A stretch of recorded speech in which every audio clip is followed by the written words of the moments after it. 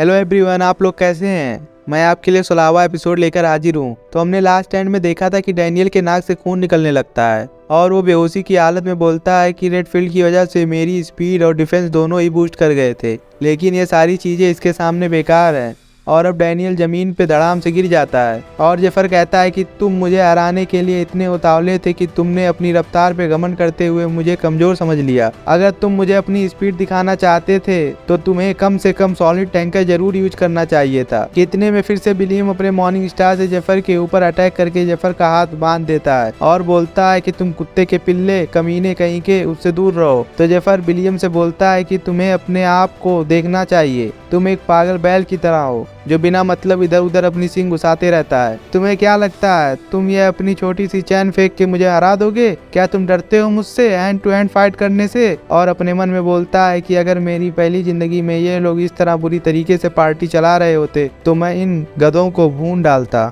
और अब जेफर भी अपनी पावर का यूज करते हुए बेसिक मैजिक स्किल का यूज करता है और जंजीर को अपने हाथ से पकड़ के घुमाते हुए विलियम और बाकी मेंबर को दे मारता है। तो अब विलियम और बाकी सब भी जमीन पर गिर जाते हैं और ये देख के एंडरसन और बाकी सब लोग बहुत हैरान हो जाते हैं। अभी जेफर राहत की सांस ले ही रहा होता है कि इतने में डैनियल बोलता है कि तुम कमीने कहीं के, तुम्हारी हिम्मत कैसे हुई हमें मारने की? तो जेफर उसको बोलता है कि मैंने सोचा था कि तुम मुझसे कुछ पूछने वाले हो, लेकिन मैं जो जानता हूँ तुम वो जानने के लायक नहीं हो। और ये बोलने के बाद जेफर जाने लगता है और अब हम देखते हैं कि एक लड़का खिड़की से जेफर को देख के हैरान होते हुए बोलता है कि किसी ने डैनियल को हरा दिया, ये बहुत ही बड़ी खबर है, मुझे जल्दी अपने मास्टर को बताना होगा। और सब लोग बोल रहे होते हैं कि मुझे अपनी आंखों पे यकीन नहीं हो रहा कि डैनियल कैसे हार गया। और डैनियल गुस्से से चिल्लाते हुए बोलता है कि जेफर मैं तुम्हें मार डालूंगा। तो जेफर उसका मजाक उड़ाते हुए बोलता है कि तुम एक लूजर हो जो कुछ नहीं कर सकता। और जेफर जाते हुए अपने मन में बोलता है कि मैंने अपने प्लान के पहले पार्ट को तो पूरा कर दिया, लेकिन अब ये वक्त की बात है कि वो कब सुनते हैं।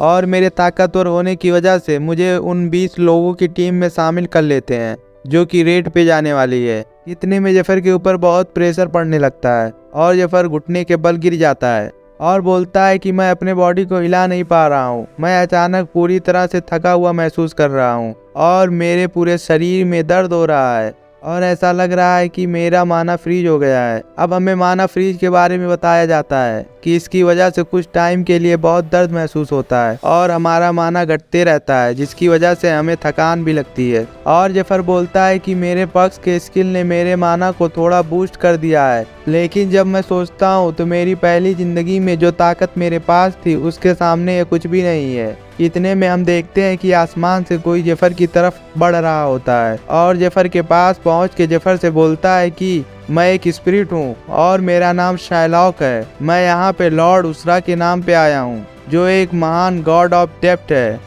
और अब तुम्हारा माना 0 पे पहुँच चुका है, तो तुमने जितने डैमेज को अपने वॉल ऑफ आयरन के स्किल में स्टोर कर रखा था वो सारे डैमेज तुम्हें वापस एक साथ दिए जाएंगे। तो जेफर अपने मन में बोलता है कि रियलिटी में वॉल ऑफ आयरन स्किल सिर्फ एक स्किल ही नहीं है जो कि सिर्फ डिफेंस पावर और माना को बूस्ट करता है, बल्कि अगर आपको चाहे जितना नुकसान या डैमेज हुआ हो तो आप उस डैमेज को इस स्किल में कर्ज के तौर पे जमा कर सकते हैं। और आपका माना जब कभी भी 0 पे पहुंच जाएगा तो ये सारे कर्ज आपको एक साथ दे दिए जाएंगे, यानी आपके जमा किए हुए डैमेज आपको एक साथ दे दिए जाएंगे। ये इतना ज़्यादा खतरनाक होता है कि इसमें आप मर भी सकते हैं। बहुत से एडवेंचरर्स ने इस स्किल का यूज़ हाई लेवल के डंजन को क्लियर करने में किया है और वो सभी मर गए, क्योंकि ये स्किल गॉड ऑफ डेप्थ की 2-धारी तलवार की तरह है जो आपकी हिफाजत करती तो है लेकिन साथ में ही आपको नुकसान भी पहुंचाती है।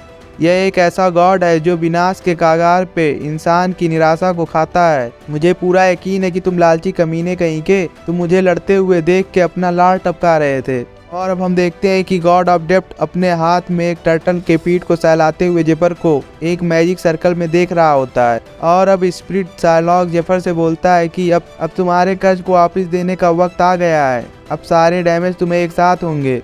और अपने हाथ में पकड़े हुए वेपन को जेफर के ऊपर गिराने लगता है और बोलता है कि 10 सेकंड में तुम्हारी चटनी बन जाएगी। और जेफर बोलता है कि मेरे बॉडी पे बहुत ज्यादा प्रेशर पड़ रहा है, मैं हिल भी नहीं पा रहा हूँ, लेकिन मैं कुछ तो कर ही सकता हूँ। और जेफर उठने की कोशिश करता हुआ जमीन पे धड़ाम से गिर जाता है और अपने दांत से हाथ पे बंधी पट्टी को काट के एक छोटी सी शीशी निकालता है और बोलता है कि मैंने रिकवरी वाटर इमरजेंसी के लिए बचा के रखा था। और अब स्प्रिट शार्लॉक और तेजी से अपने हथियार को जेफर के ऊपर गिराने लगता है, तो जेफर जल्दी से रिकवरी वाटर पी लेता है और अब शार्लॉक का वेपन जेफर के ऊपर धड़ाम से गिर जाता है। और अब स्प्रिट जाते हुए बोलता है कि अब मैं तुम्हारे डेप्ट कलेक्ट करके अगली बार फिर आऊँगा। और जेफर ज़मीन पे पड़ा हुआ स्माइल देते हुए बोलता है कि तुमने मुझे अंडर एस्टिमेट किया उसरा। तुम्हें क्या लगता था कि मैं इसके लिए तैयार नहीं रहूँगा? मैं इसके लिए पहले से ही तैयार था। और जेफर मन में बोलता है कि मैं सरवाइव करने में एक्सपर्ट हूँ। मैं इंसानियत के ख़त्म होने के बाद भी पूरे 1 साल तक जिंदा रहने में कामयाब रहा था, इसलिए मुझे इस तरह के कलेक्शन से कोई फ़र्क नहीं पड़ता है। लेकिन वॉल ऑफ आयरन एक सेफ और सुपर इफ़ेक्टिव स्किल है माना के लिए। और जब मैं अपनी पुरानी ज़िंदगी के बारे में सोचता हूँ तो इस स्किल की कीमत 500 गोल्ड थी, जो कि निडर लोगों के बीच बहुत पॉपुलर स्किल थी और ये स्किल हमेशा एक्सपेंसिव रहा था। और अब जेफर एक डरावनी सी स्माइल देते हुए बोलता है कि वैसे भी मैं इससे ज़्यादा दर्द बर्दाश्त कर सकता हूँ। और अपनी बीच की उंगली आसमान में दिखाते हुए बोलता है कि थैंक यू उसरा। और ये देख के उसरा बहुत ज़्यादा गुस्सा हो जाता है और अपने हाथ में पकड़े हुए टर्टल को गुस्से में इतने ज़ोर से दबाता है कि टर्टल के परकच्छे उड़ जाते हैं और टर्टल मर जाता है। अब यहीं पे ये एपिसोड ख़त्म होता है। अगर आपको आगे के एपिसोड देखने हैं तो हमारे चैनल को सब्सक्राइब करें और इस वीडियो को लाइक एंड शेयर करें।